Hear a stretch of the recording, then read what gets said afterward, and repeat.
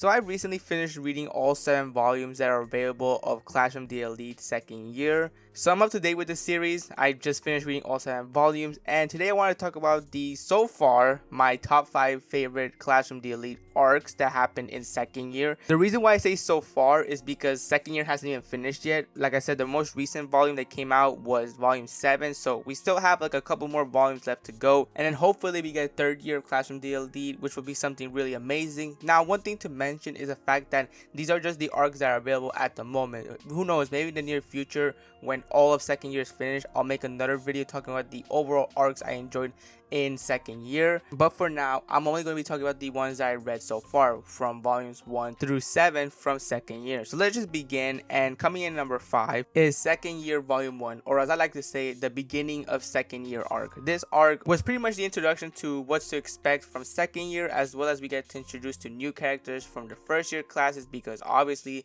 when there's a new semester, there's always going to be new freshmen. So of course they were going to be introducing new characters in this series. Now, what I really liked about this arc was just the overall plot of Anakoji finding out what's new about second year and what makes it so different than from first year, because it's obvious that now that he has experience, and not just him but the rest of his class as well, they are now going to be more prepared when there's an announcement of a special exam or when some unexpected event happens, because now that they've been in the school for a year, they will be prepared now, or they'll get used to now having to deal with whatever the school throws at them. What makes this arc really interesting is once again the new characters. We get introduced to new characters like Nanase, Hosen, Ichika, Yagami, Tsubaki, and Utamiya. These are probably the main first year students that are going to be heavily focused on in the story, and to be honest, I'm a huge fan of pretty much all of them. Now granted, I do have my favorites. I do enjoy Nanase, Hosen, Ichika more than the other 3, to be honest, because they probably have the most personalities out of all of them, and I like their interactions that they have with not just Anakoji but with the rest of the students as well. Special test in this arc was really interesting. The fact that the second years had to pair up with the first years, and it seems that now Anakoji has to now look for a partner for his special exam, but also at the same time he has to watch out, because if you read year 1 volume 11.5, you would know that Tukishiro, which is basically the new acting director for the school, told Anakoji that there's going to be a new white room student in the school that's going to be pretty much making sure that he gets expelled. So that is also something Anakoji has to take care of, because of course he doesn't want to get expelled, because if he gets expelled he'll be sent to the white room. But as if this could not get interesting enough, as it turns out towards the end, spoiler alert, there is this fight between Hosen and Anakoji, and Hosen has a knife, and Hosen tries to stab himself, but Anakoji stops him and gets his hand stabbed. That's right, Anakoji gets stabbed in the hand, and from the reaction on his face, he is unfazed. Like, it doesn't even matter what happens to him. It seems that he's pretty durable. Like, the fact that he got stabbed in the hand and he doesn't freak out just shows you how strong Anakoji is. But you may be wondering, why did Hosen try to stab himself? Well, as it turns out, when Anakoji finds out later on, is the fact that the first year students actually do have another special exam as well, and the special exam is that whoever gets Anakoji expelled gets 20 million points. That's right, seems like Anakoji has a bounty on his head. So not only does Anakoji have to worry about the classes from his second year, not only does he have to worry about Tsukishiro, not only does he have to worry about this white room student that's in the first years, now he has to worry about first year students trying to expel him, which I think it was a great introduction to second year, because it just shows you that now everything is now getting more crazier as the series goes on. Like, now Anakoji has to deal with so many problems now and so many enemies that are trying to take him down. And that's what I enjoyed about volume 1 of second year, is the fact that we got introduced to so many new characters, but at the same time we also get to experience just how crazy it's going to get now that Anakoji is in second year. So that's why year 2 volume 1 is on the number 5 spot. Coming in number 4 is second year volume 4, which is pretty much the climax of the Uninhabited Island arc. That's right, we're back to the island once again, but this time it's a battle royale. And this one, Anakoji is trying to make sure to pass in this island exam once again, but he realized that he's gonna have to deal with the first years, because once again they're trying to expel him. And here we get like a fight between year 1 class versus year 2 class, because this is where Anakoji teams up with Sakinagi to make sure that the year 1 class don't interfere with what he's planning on doing. Now, there are a lot of moments that happen in this arc, and I mean, I'm just going to highlight some of the ones that I found really interesting and just really shocking when reading. The first one was pretty much that each Ichika was the white room student, like that she was the one that was sent from the white room to the school to get Anakoji expelled. But the interesting thing about Ichika is the fact that she doesn't want to expel Anakoji. It seems that she has an admiration towards Anakoji and she has no intentions of actually expelling him, which I think is very interesting because it goes to show you just how much Ichika admires Anakoji. The fact that she's not going to obey the orders that she was told to expel him just shows you that she just does whatever she wants and she does whatever she feels like doing. We also get the fight between Ryuen and Hosen, which I think it was a really interesting fight. I really did enjoy how Hosen really thought that he was going to beat Ryuen, but if you have read the series, you would know that Ryuen does dirty tricks and he does dirty tactics to always win. We also get the fight between Anakoji and Takeshiro, which was something I wasn't expecting. I wasn't expecting to see a fight between these two, but it's very obvious that Anakoji has the upper hand, something that Takeshiro wasn't expecting, which just made it clear that Anakoji could be considered the perfect human being in terms of intelligence and strength. I also enjoyed this moment where Nagumo tries to interfere with Anakoji, challenging him and whatnot, but Anakoji doesn't have time to deal with Nagumo, so he tries to leave, but then Nagumo insists to the point which Anakoji just decides to punch him, which makes Nagumo unable to move, which just shows you how strong Anakoji is. And those are just a few highlights of this. Like I said, there's a lot of things that happen in the island exam arc, but I think these are probably the ones that I really enjoyed. Oh, and another one I almost forgot to mention was the fact that Ichinose actually confesses to Anakoji that she likes him, which I wasn't expecting it to happen in this arc. I was expecting it to happen later on in the series, but as it turns out, Ichinose just confessed to Anakoji, which of course surprised Anakoji because he wasn't expecting that kind of confession from Ichinose. But yeah, that happens. Ichinose confesses that she has feelings for Anakoji, so there's that, which I wasn't really surprised considering the fact that they did hinted in first year volumes that Ichinose was starting to have feelings for Anakoji. So I'm not surprised she confessed, but I wasn't expecting it to happen during the island exam. But yeah, that happened. And coming in number 3 is year 2 volume 6. This is the aftermath as to what happened in year 2 volume 5, which I will talk about. It's gonna come soon, don't worry. But apart from that, we also get another sports festival, which is pretty much Sports Festival Part 2. But at this time, Anakoji is not going to be involved because he is now dealing with a case in which it seems that the school is going to bring people from the outside world into the school, which Anakoji realizes this is going to be an opportunity for his father to come and try to get him out of the school. He plans not to attend the sports festival and just pretty much stay at his place until the sports festival ends. But I think what's really interesting was the interaction between him and Sakinagi, because Sakinagi does pay him a visit because of course she would, because she's really interested in Anakoji. It was in this interaction that we got to see Anakoji actually being serious when talking to Sakinagi. He was telling Sakinagi that from now on she is not going to interfere with what he's planning on doing. It seems that Anakoji has some sort of plan that he's been working on behind the scenes, and he's telling Sakinagi, like pretty much warning her to not interfere with his plan. And he wasn't joking around, like he was being serious with Sakinagi. Like it was at that point where I realized that Anakoji wasn't fooling around, like he was being serious with what he was telling Sakinagi. But if that wasn't the only thing that happened in this volume, we also get the revelation that Anakoji is actually planning on leaving the class. That's right, he's planning on leaving Horikita's class, which when I read that, I was so shocked. I was like, wait, does that mean that we're going to have an Anakoji versus Horikita battle in the near future? I mean, it could happen. Horikita has improved as a character, but also how she's able to, like, you know, be a leader for the class. Are we going to see a battle between Anakoji and Horikita? That would be very interesting to see. I feel like the two options that he has that I pretty much can tell is either he's going to join Sakinagi's class or Ichinose's class. The reason why I don't mention Ryuen was because he's already stated numerous times that Ryuen's class, he doesn't want to go in there because he actually wants to battle with Ryuen once again. So yeah, because of this revelation, there's so many ways this story could go now. We could finally get to see a fight between Anakoji and Horikita, or maybe Horikita manages to find out about this plan of Anakoji's and decides to, you know, make sure that he doesn't leave the classroom. Who really knows? It could go anywhere.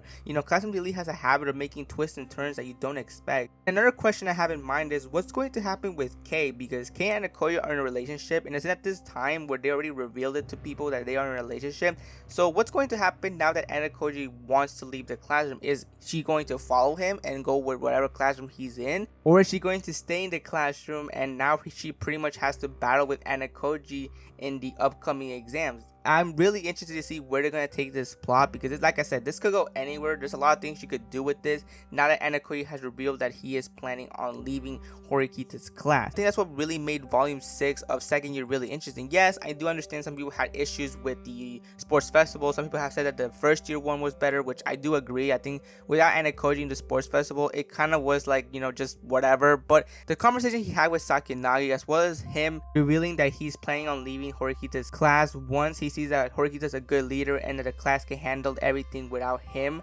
that made me enjoy volume 6 of year 2 even more, and that's why I believe volume 6 year 2 is on the number 3 spot. And coming in number 2, year 2 volume 5, probably the most insane volume of the series in terms of year 2, because everything that happened in that book was just so insane. Like, I was at the edge of my seat when reading that volume. So basically, there's this test, there's a special exam. It's very simple. All you had to do is just answer 5 questions, right? Very easy, right? However, it is not until the 5th question, the final question, in which the question is, would you expel someone for 100 points, which I believe it was class points. Yeah, 100 class points. And this was a unanimous decision, that meaning everyone had to vote either yes or no. If even one person voted the opposite, then that would not count, and everyone had to go back and talk and pretty much reach a final decision. And that's what everyone tried doing. This is where Kushida comes in, because Kushida's plan in this exam was to pretty much make sure Anakoji or Horikita got expelled. And it failed miserably, because Anakoji was not going to let that happen. In fact, Anakoji did something that I really was looking forward to, and that's to finally expose who Kushida was as an actual person. Anakoji just goes all out here, pretty much exposing everything Kushida is, that how she just is like this fake person that's not really revealing her true personality. Kushida tries really hard not to admit to that, but as Anakoji is exposing her, that's when she starts losing her composure, and that's when her mask starts to fall, showing who actually is Kushida. And the class is shocked.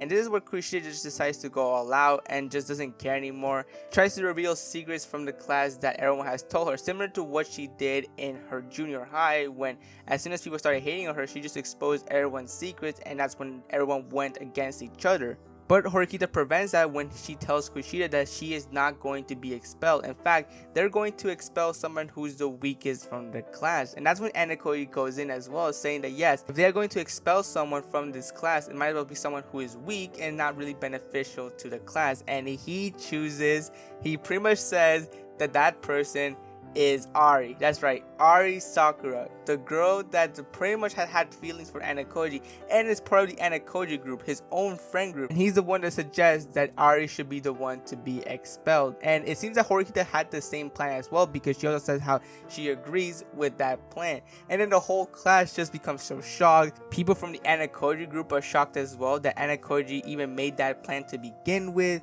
It becomes really insane, but ultimately the class decides that yes, they should expel Ari, and Ari is expelled from the school. And when I was reading this, I could just feel the atmosphere, how everyone felt bad that they had to do it, because of course they weren't going to finish the exam if they didn't come up with a unanimous decision. And here's where the even more shocking part comes in. Horikita, after the whole exam's over and Anakoji is about to leave, Horikita goes up to Anakoji and apologizes to him. That's right, Horikita apologized to Anakoji for making him the one to reveal that the plan was to expel Ari, because as it turns out, this was also part of her plan. She also had a plan to get Ari expelled because she was the weakest one from the class. And I mean, I could go on and on and on about this volume, but you kind of get the point. It's a very insane volume because a lot of stuff happened here, not just with Anakoji as a character, because it kind of just goes to show you what he's willing to do in order to just pretty much survive at this school, that how he's willing to having someone expelled, someone that he knew for a while. He knew Ari for pretty much a year now,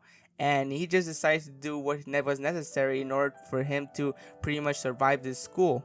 And once again, I could go on and on and on, but this volume was probably one of the shocking moments in Clash of the Elite, because it's just shocking what happened in that volume. But not just what happened with Ari, but also, what happened with Kushida, that whole thing. But yeah, volume 5 of second year coming in number 2, and it would have been number 1 if it wasn't for the volume in the number 1 spot, because I think this one was really good. And this is volume 7 of second year, which is the culture festival arc. Now, I wasn't really expecting to ever see a cultural festival in Clash of the Elite, but here we are, we have a culture festival, and of course there is some insane moments in this volume. The two ones that I want to talk about in particular, which I think made this volume really good. The first one was Anakoji wanting to battle with Nagumo. Now, here's the thing about this scene, which I've seen a lot of people misinterpret. So, Nagumo pretty much tries to manipulate Anakoji by saying how, what would Anakoji have done if Nagumo, if he tried to expel K, because Nagumo has had like a habit of wanting to battle with Anakoji, but Anakoji has had no interest until now. So he was kind of curious as to what would Anakoji have done if he tried to expel K, to which Anakoji says how he wouldn't mind, he wouldn't care, because no matter who Nagumo used as a threat in order for him to battle with him, Anakoji would have ignored him completely. And that's when Nagumo realized that Anakoji wasn't kidding around, he was actually being serious. And here's when people misinterpreted this scene, where I saw people saying how this was proof that Anakoji didn't care about K, and that all this time he was just using K for his own benefit. And when I see those kind of, discussions, I think to myself, did they read the next paragraph that Anakoji said? Because here's what he actually said in his mind. And I quote, "I looked back. Normally the answer would be obvious. I'm just bluffing and trying to hide how I really feel from others. I was just going to say something along those lines, but I had a feeling that wasn't the best answer for Nagumo." This was in response when Nagumo asked Anakoji if he was actually being serious, how he didn't care, about anybody else but himself. Like if he were to expel K or somebody else, would he not have a problem with it? And that's what Anakoji was saying normally he would have just simply said he was just kidding, like he was just bluffing, because he actually does care about people that are important to him, but he doesn't show it to people because obviously he realized that if he does reveal that, then he'll just be opening himself to a weakness. Like people are going to find out that he actually does have weaknesses. So for that moment, he just pretended that he was being serious, that he didn't care about other people, when in reality that's not the case. I just wanted to bring that up because I've seen a lot of people say how this scene was showing that Anakoji didn't care about K, which I feel like if you read that paragraph alone, you would have noticed that, oh, he's just kidding. Like he's not actually being serious with his answer. He's just saying that so that Nagumo doesn't find a weakness in him. So yeah, I just want to get that out of the way because I've seen so many people discussing this scene, saying how this was proof that Anakoji didn't care about anybody, especially not Kei, his own girlfriend, which, I mean, once you read that, you would know that that's not the case. Once you read that paragraph, you would know that Anakoji isn't just some heartless guy. Like, he clearly does care for other people. And let's be honest, if Nagumo would even try to expel Kei, I'm pretty sure Anakoji would be very quick to destroy Nagumo if he ever intended to do that. But that's not the only thing that was really interesting about Volume 7. No, the main highlight was actually Yagami's expulsion. So it was the first year student. Remember that first year student that I said was going to play a role in the story? Well, as it turns out, he's part of the White Room too. So it seems that Ishika wasn't the only one that was sent from the White Room. It seems that Yagami as well was from the White Room. And it seems like he was doing a lot of things behind the scenes, which really made him think that that was going to be enough for Anakoji to start challenging him or confront him about it. But no, Anakoji found a way to not just only expel him, but not even confront him about the expulsion.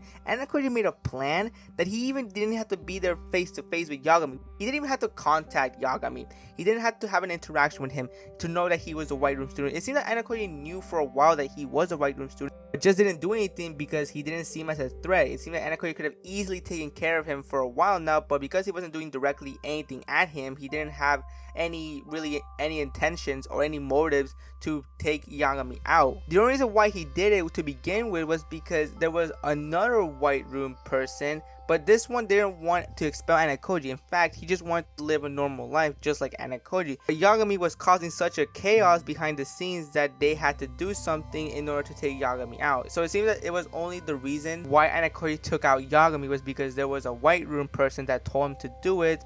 Now I could go on and on, but I feel like the video is already long enough, and you kind of get the idea why I enjoyed Volume 7. Not only did we get to see Anakoji take out a White Room person without even contacting him or having direct, interaction with him, just like that. His plan alone was enough for him to get expelled, which just goes to show you once again that Anakoji is somebody that could be considered a perfect human being, because it just seems that no matter what the opponent is, whether it's a White Room person or not, he is going to take care of them if they are a threat. And yeah, that's pretty much the entire video. It's kind of long. I just noticed that I've been recording for a while, and yeah, I just wanted to talk about this because that just shows you how interesting these arcs are in the second year, because there's just a lot of details and a lot of interesting things that happen. And yeah, hope you enjoyed the video, and I'll see you next time.